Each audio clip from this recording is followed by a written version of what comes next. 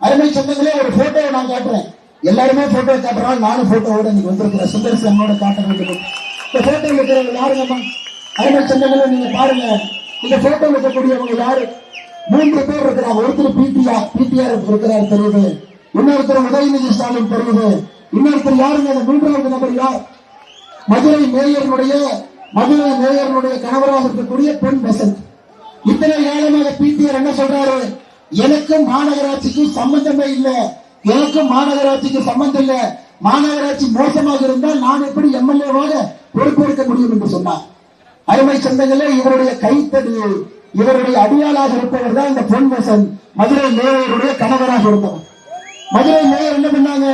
2022 பொறுப்பேற்று அக்டோபர் 2025 பதவியிலிருந்து வெளியே வந்து மதுரைக்கு இன்னைக்கு ஒரு மேயர் கூட கிடையாது. ஏன் மேயர் இல்லைங்க? 200 கோடி ரூபாய் ஊழல் நடந்ததற்காக மேயர் ராஜினாமா செய்து மேயர் இல்லாத ஒரு மாநகரமாக மதுரை இருக்கு. என்ன ஊழல் அது? சொத்து வரி உயர்த்தினாங்க. எப்படி உயர்த்தினாங்க? 25%-100% உயர்த்தினாங்க. இந்த மதுரை மேயருடைய கணவர் பொன் வசந்த் ஒரு பெரிய ஆளா போய் பார்த்து, ஐயா உங்களுக்கு சொத்து வரி உயர்த்த மாட்டோம், உங்களுக்கு உயர்த்தாம இருக்கிறதுக்காக எங்களுக்கு கொஞ்சம் சைட்ல பணம் கொடுங்க. பணத்தை வாங்கி 200 கோடி ரூபாய் மோசடி செய்து சொத்து வரியை நம்மை போல் சாமானிய மனிதர்களுக்கு ஏற்றினாங்க, பெரிய முதலாளிக்கு ஏற்றணும். அதுல வந்திருக்கக்கூடிய ஊழல் மட்டுமே 200 கோடி ரூபாய். அதனாலதான் மதுரை மேயருடைய கணவர் பொன் வசந்த் ஐயா அது மட்டும் இல்ல, கைது செய்யப்பட்டார். இன்னும் அடுத்த கவனிப்பாரு, கைது செய்யப்பட்டார். ஐயா மத்தவங்க எல்லாம் கைதானா 6 மாசம் 1 வருஷம் ஜெயிலில் இருப்பாங்க. ஆனா இந்த பொன் வசந்த் மட்டுமே காவல்துறை ஆகஸ்ட் மாசம் கைது பண்ணோம், அக்டோபர் மாசம் வெளியிட்டோம். நீங்க எல்லாம் கோபத்தில் இருக்கிறீங்க, உங்களை சமாதானப்படுத்த வேண்டும் என்பதற்காக மதுரை மேயருடைய கணவரை கைது செய்து ஆகஸ்ட்ல கைது செய்து அக்டோபர் வெளியே வந்தார். அதைத்தானே சுந்தரசி என்ன கேட்கிறார்? சுந்தரசி என்ன வேற என்ன கேட்கிறார்? ஐயா இவ்வளவு பேசுறீங்களே, மக்களுக்கான அடிப்படை விஷயத்தை ஏன் செய்யவில்லை என்றுதானே கேட்கிறார். வேற என்ன கேட்கிறார்? உங்களுடைய குரலாகத்தானே பேசுறார். இவரை பத்தி என்ன? வெளியூர்ல இருந்து வந்துட்டாரு. ஐயா மதுரை நகரத்துக்குள்ள வந்து ஒருவன் தன்னை மதுரைக்காரன் என்று சொன்னால் அது உங்களுக்கு பெருமை, எனக்கு பெருமை, எல்லோருக்கும் பெருமை. நான் பார்க்கிறேன், உங்களுடைய நகருக்கு ஒரு மனிதன் வந்து உங்களை தன்னை தாயாக சகோதர சகோதரியாக ஏற்றிக்கொண்டு நீங்கள் எப்படி வாழ்றீங்களோ அதே போல தன்னை மாற்றிக்கொண்டு உங்களுக்காக உழைப்பதற்காக ஒரு மனிதர் மதுரை மாநகரில் மத்திய தொகுதியில உங்களுடைய வேட்பாளர் நின்று கொண்டிருக்கிறார். ஐயா பிடிஆர் அவர்களே, நீங்க உள்ளூர்காரன்னு சொல்றீங்க. உங்களுடைய தந்தையார் மிகப்பெரிய மனிதர், அவரை பத்தி நாங்க யாரும் தப்பா பேச மாட்டோம். அற்புதமான மனிதர், மதுரைக்கு நிறைய செஞ்சிருக்காரு. அவரை பத்தி யாரும் தப்பா பேச மாட்டோம். நீங்க அமெரிக்காவில் இருக்கும்போது அமெரிக்காக்காரன் தானே சொன்னீங்க. லேமன் பிரதர்ல இருந்தீங்க, பஃபலோ பல்கலைக்கழகத்தில் படிச்சீங்க. அமெரிக்காவில் எல்லாம் இத்தனை ஆண்டு காலமாக அமெரிக்காவில் நீங்க திருமணமும் செஞ்சுக்கிட்டீங்க. நாங்க யாரும் தவறாக சொல்லுங்க. அப்பவெல்லாம் நீங்க அமெரிக்காக்காரன், ஆனா இந்தியாவிற்கு அரசியலுக்கு வந்த பிறகு நீ மதுரைக்காரன். ஆனா சுந்தரசி என்ன? மக்களுக்கு சேவை செய்ய வேண்டும் என்று மதுரை மாநகரத்துக்கு மத்திய நகரத்துக்கு வந்தா வெளியூருக்காரன். என்னங்கய்யா நியாயம் இது? என்னங்கய்யா நியாயம்? என்னங்கய்யா நியாயம்? நீங்களே சொல்லுங்க, மதுரை மக்களே, நீங்களே அந்த நியாயத்தை சொல்லுங்க. இவர் பேசுவது உங்களுடைய குரலாக மதுரை நகரத்தை சுத்தப்படுத்த வேண்டும், அடிப்படை பிரச்சனைகள் எல்லாம் சரி பண்ண நினைச்சு கொண்டிருக்கிறார். அருமை சொந்தங்களே, இன்னைக்கு பிடிஆர் அவர்கள் பாருங்க, கடந்த 2 நாட்களாக அண்ணன் பிடிஆர் அவர்களுடைய மனம் சமமா இல்லை. இந்த ட்விட்டர்னு சொல்லிட்டு நம்ம செல்போன்ல இருக்கும், பாதி நேரம் அதுலதான் இருக்காரு, பாதி நேரம் எல்லாத்தையும் திட்டிட்டு இருக்காரு. நீங்க எத்தனை பேர் ட்விட்டர்ல இருக்கிறீங்களோ பாருங்க. நேற்று ஒரு 3 ஜேர்னலிஸ்ட் நம்முடைய நண்பர்கள் இருக்கிறாங்க பாருங்க, பத்திரிகை நண்பர்கள். அவங்க வந்து பார்த்துட்டு, ஆமா மதுரை மத்தியில மாற்றம் வரப்போகுது, மதுரை மத்தியில மாற்றம் வரப்போகுது, மக்கள் எல்லாம் மாற்றம் கேட்கலாம்னு போட்டாங்க. ஒரு பத்திரிகையாளரையும் பிடிச்சு ட்விட்டர்ல எப்படி நீ சொல்லலாம், நீ பிஜேபி புரோக்கர், எப்படி நீ சொல்லலாம், நீ ஏசி சண்முகன் கிட்ட பணம் வாங்கியிருக்கிற, நீ மோடி கிட்ட பணம் வாங்கியிருக்கிற, நீங்க எல்லாம் புரோக்கர். காலையிலிருந்து நம்முடைய அருமை சகோதரி குஷ்பு சுந்தர் அக்கா கிட்ட காலையிலிருந்து வற்புறுத்திட்டு இருக்காரு. அண்ணா தயவு செஞ்சு பிடிஆர் அண்ணா, இந்த ட்விட்டர்ல நேரம் செலவு செய்யறதை விட உதயநிதி ஸ்டாலின் இன்ஸ்டாகிராம்ல மிட் நைட் வரைக்கும் அவருக்கு வந்திருப்பார்.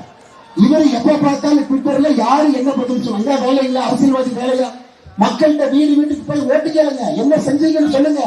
அதை விட்டு ட்விட்டர்ல உட்கார்ந்து அக்கா குஷ்பு சுந்தர் அவர்களை திட்டுவது, யாராவது பத்திரிகையாளர் வந்து மதுரை மத்தியில மாற்றம் வருதுன்னா அவர்களை பிடித்து திட்டுவதை முழுநேர வேலையாக வைத்துக் கொண்டிருக்கின்றார்கள். அருமை சொந்தங்களை, இது மட்டும் இல்ல, அவர்கிட்ட எந்த கேள்வி கேட்டாலும் அகங்காரமா தான் பதில் பேசுவார், ஆங்காரமா தான் பேசுவார். ஆனா ஏன்னா மதுரை இல்ல, நான் யார் தெரியுமா, எங்க அப்பா யார் தெரியுமா, ஐயா அப்பா யாருன்னு தெரியும், நான் கேட்கவே இல்லை.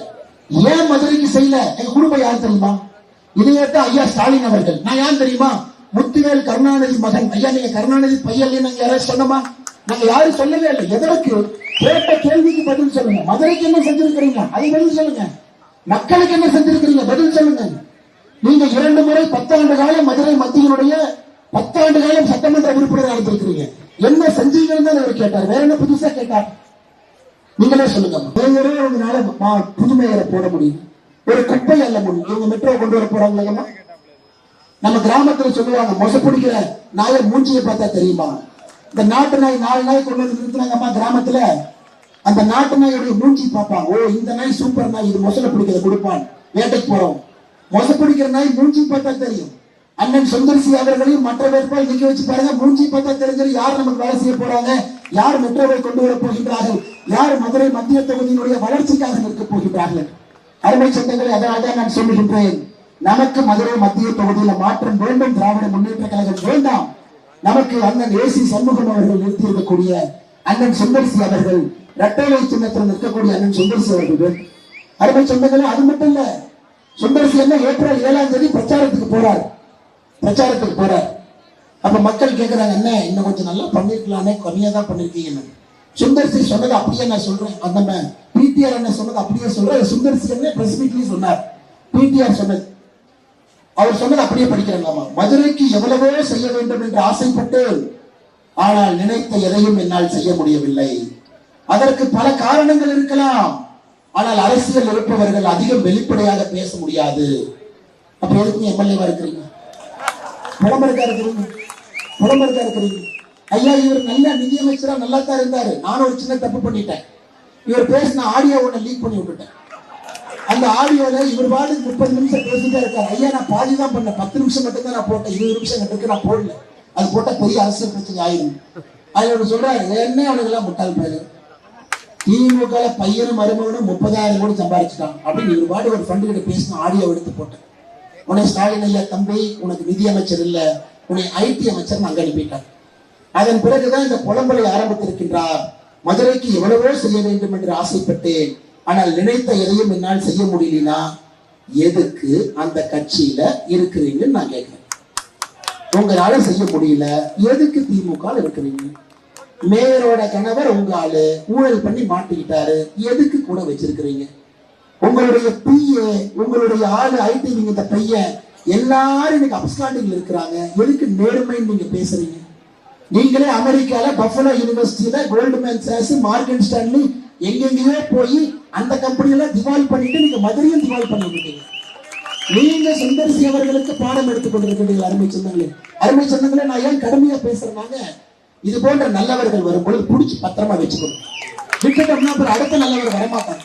அதனால் மதுரை மத்திய தொகுதிக்கு அருமை சொந்தங்களே, நமக்கு இவர் நிச்சயமாக நம்முடைய சட்டமன்ற உறுப்பினராக வரணும். அதே நேரத்தில் இன்னைக்கு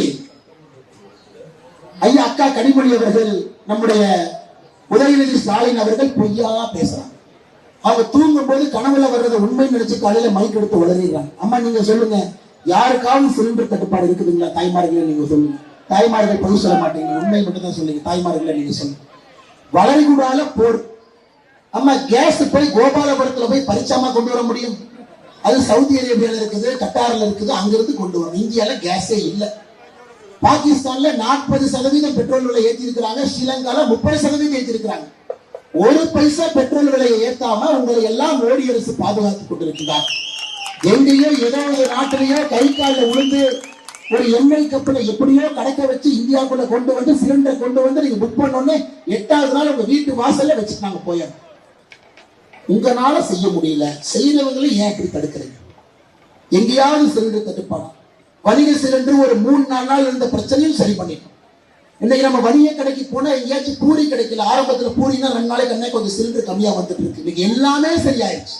இவங்களுக்கு பொய்ய பேசணும், ஏதாச்சும் ஒரு பொய்ய சொல்லணும். சிலிண்டர் இல்லை, நம்முடைய சகோதரிகள்லாம் ரோட்ல நின்று இருக்கிறாங்க. கனிமொழி அக்கா, நீங்க எந்த சிலிண்டரை புக் பண்ணீங்க, எப்ப காஃபி வச்சு குடிச்சீங்கன்னு தயவு செஞ்சு எனக்கு சொல்லுங்க. தயவு செஞ்சு சொல்லு. அக்கௌண்ட் உங்க பேர்ல இருக்குதா? நீங்க போன் பண்ணீங்களா? இல்ல உங்க வீட்டுக்கு சிலிண்டர் வந்ததா? எதுவுமே இல்லை. வீட்டு பக்கம் தான் போயிருக்கிறீங்களா? கனிமொழி அக்கா அவர்களை பொய் சொல்வதை நம்முடைய தாய்மார்கள் அவர்கள் ஏற்றுக்கொள்ள மாட்டார்கள். அன்போடு கேட்டுக்கொள்கின்றேன், நமக்கு அது வேண்டாம். மதுரை மத்திய தொகுதியில பொய் சொல்லாது.